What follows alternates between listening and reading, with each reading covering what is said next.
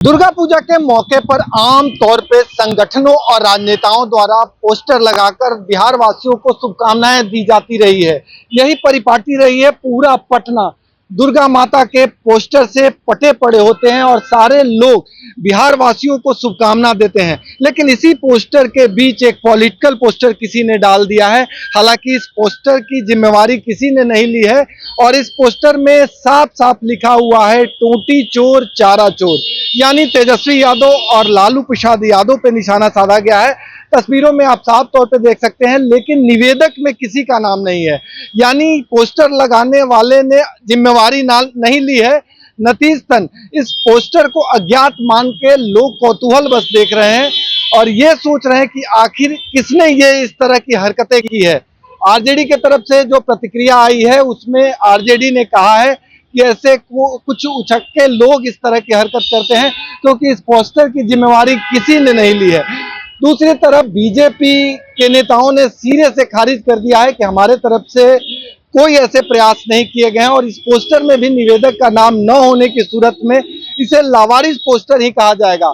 लेकिन हाल के दिनों में जिस तरह से बीजेपी ने आरजेडी पे निशाना साधा, तेजस्वी यादव पे निशाना साधा और कहा कि तेजस्वी यादव ने उप मुख्यमंत्री का बंगला खाली करते हुए बंगले से टूटी और एसी गायब किया है, तो उसी को आधार बना के ये किसी ने पोस्टर लगा दिया है। इस पोस्टर की जिम्मेवारी तो लेने को कोई तैयार नहीं है, लेकिन लोगों के बीच ये पोस्टर कौतूहल का विषय बना हुआ है क्योंकि विषय सबको पता है कि विषय क्या है और किस तरह से बीजेपी ने तेजस्वी यादव पे निशाना साधा था। और इसके जवाब में तेजस्वी यादव ने साफ साफ कहा था कि यदि प्रूफ कर दे अन्यथा तमाम लोगों के खिलाफ हम मानहानि का मुकदमा करेंगे।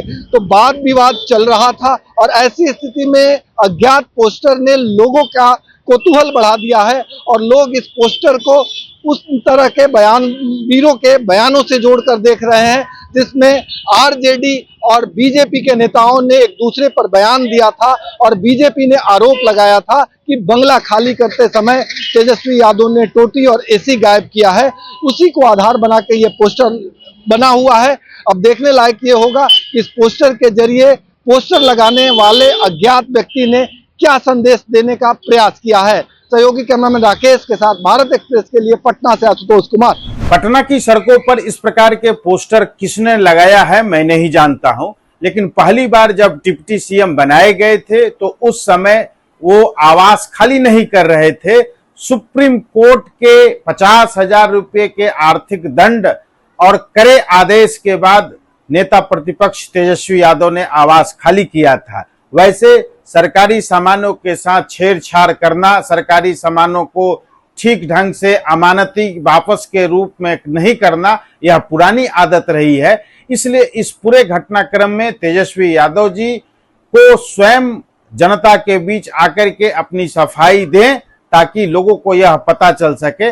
लेकिन वो तो कहते हैं कि हम पूरे घटनाक्रम पर अपनी बात रखेंगे, लेकिन आज तक आकर के अपनी बात को नहीं रख पा रहे हैं। लेकिन नेता प्रतिपक्ष श्री तेजस्वी यादव जी की बढ़ती लोकप्रियता से विरोधी पूरी तरह से हताश और निराश हैं, घबराए हुए हैं।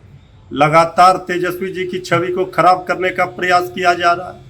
ये पोस्टर क्या लगाएंगे? बिहार की 14 करोड़ जनता के दिलों में पोस्टर लगा हुआ है कि आने वाले चुनाव में तेजस्वी यादव जी के नेतृत्व में बिहार में सरकार बनेगी। जनता ने तेजस्वी जी को अपना मुख्यमंत्री मान लिया है, तो विरोधी चारों खाने चित्त हैं, तो इस तरह के पोस्टर लगा रहे हैं।